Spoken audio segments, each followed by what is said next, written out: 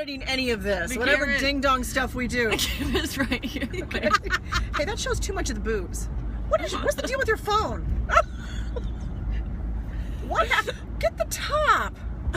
Oh no, we're gonna see Melissa's. Might as well see her toes. There we go. Like that. Wait. Leslie is. Nose. Are you recording? Yes. Okay. On my phone. What is this man riding? What was that? That was like a scooter tricycle. Three-wheel scooter. I'm learning to scoot, guys. He just wants to feel validated about his choices. Wish that was a choice. There's no wrong answers, just poor choices. That's right. That's my motto. I love Leslie's choice speech. So I think I got it. Melissa's heard it so many times. She's like one of my kids now. I heard Leslie's choice speech. I've heard it several times. It's okay, Leslie. I didn't make a bad decision. I just made a poor choice. That's what I did. Oh my God, I love that. I really do. A life motto of mine. Spread it around. Wow. Feel free. So we're talking about, this dichotomy between the stay-at-home mom and the working mom. My mom was a stay-at-home mom, which was pretty cool.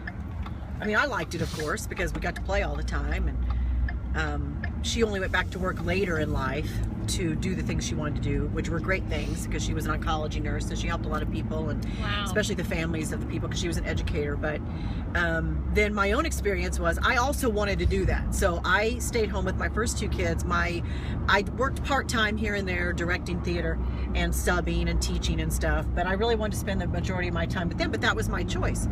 And then later on, I had to go back to work, and so I missed a lot, and so I've really done both. And I can't say that, I enjoyed being a stay-at-home mom, but I also enjoyed contributing what I have to contribute, and my gifts and talents to the world, and spread it around.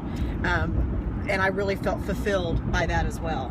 What do you feel about when women are talking about the guilt, that they feel guilty when they have to go to work, or they can't go to the field trip because they can't get off work that day? I still feel that sometimes when work, I have something scheduled I can't get out of, and then there's something going on at school. But the way I combated that, especially with Hayden, because I am trying to do both. I am a full-time working mom and full-time plus some, is that I volunteer at his school. So I made another time to be able to show him that I'm there. Okay. Now, I'm not necessarily spending time with him, but I'm getting to know his friends, and I'm getting to know his school and things like that. So that's a time when even my work knows that from noon until 3:15 on Thursday afternoons, I am the secretary at school volunteering, And that helped me feel better about some of my decisions that I had to make. But then I'm also curious, you've also done both. Yeah. But Melissa has yet to experience either one, or even having to make that choice. And so I'm curious what your background is, Melissa, as far as your mom, and then how you see yourself in the future. And there's no right or wrong answer, and there's not even a poor choice here. Right. There's no wrong answers, just poor choices. Not in this case. This is one case where it does not apply. Well, my mom was a working mom, and she always tried to work when I was younger. She worked at a hospital and worked a lot of holidays and nights and stuff. But as I got older, she worked a job where she made sure she was gone by the time I went to school. So my dad had to, get me up and stuff. But she always made sure she was home by the time I got off the bus or shortly after. And so my mom to this day, my parents are two of the hardest workers I know. And my mom works 2 jobs now. She works a full-time job and a part-time job. Really? My mom works 65 hours a week. Wow. Now her part-time job, she's able to do it from home. She does medical coding and billing. That's her full-time job and her part-time job for a little company that's out of state. So they set her up with a little home thing, and she's able to do it from home. But yeah, she does both. And I guess I just have always been raised to be a worker, and so that I see myself being a working. Well, for one, I don't think I could afford not being a working mom unless nobody can really anymore. Things change, because I'm thinking my boyfriend that I've been with, we've been together 3.5 years now. We're talking about getting married, and that's we've kind of talked about it. And he's a paramedic, which I'm gonna have to work too. They don't. You both picked really lucrative jobs, didn't you? Really, I was really hoping for that doctor, but it just didn't. Hey, there's still time. Yeah, exactly. He can go back. Exactly.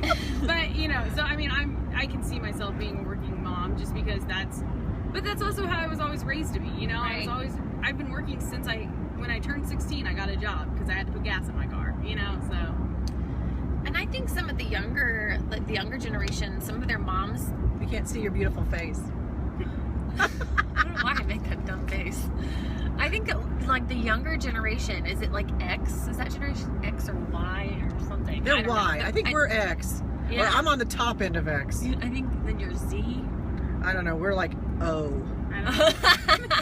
Oh no. Oh no. We're getting old. Everything begins with an O. And Odd. so, like, their mom stayed at home, and so The now, majority, yeah. right? Yeah. And then they're in college, and then they're just these crazy, driven 25-year-olds or 26-year-olds, and a lot of them that we've asked don't want to stay at home, even though their mom stayed at home and they loved it and they thought this was so great that my mom stayed at home, but they don't want to stay home because they are career driven.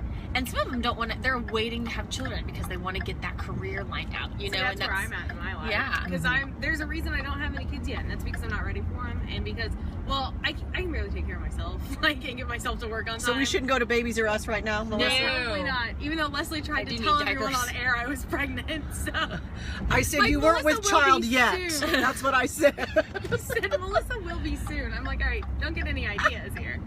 Mom, don't start buying, grandbaby. I am like that mother that's like, so When when are you getting Reagan's married? like When me. am I gonna have a grandbaby? And I feel like Reagan is kind of in the same place. Well, Reagan and we both graduated at the same time. Right. And Which is Reagan my in daughter. the same Are we place as getting me. Starbucks? We're getting Starbucks. Shit, I don't have my wallet. I'm buying. Yeah! Can I get it? Can I get an amen? Can I get a in the hizzy? I do think though it's about accepting what's going on. Like I said before, I came home one day and in the middle of the day and our sitter was outside with the kids and they were playing and I felt like somebody stabbed me in the chest watching someone else take care of your children. But that doesn't mean you have to feel guilty about it. You just have to make extra time. That's If you- what I said you to know, myself. I'm or like, find another time like I did with volunteering at my son's school to try to, I guess, make yourself feel better and show your child that even though I'm working full time, I'm still here. right. So watch Project Reveal, 7:30 p.m. WNIN locally, and hopefully soon nationwide. Boom! Boom. Blowing up in the hizzy. But we will be back with you love next week with a new topic and a new place where we're going to be going to have snacks and drinks. Love ya. And lots of snacks. Till next time. Melissa. Wait. Mwah. Ah.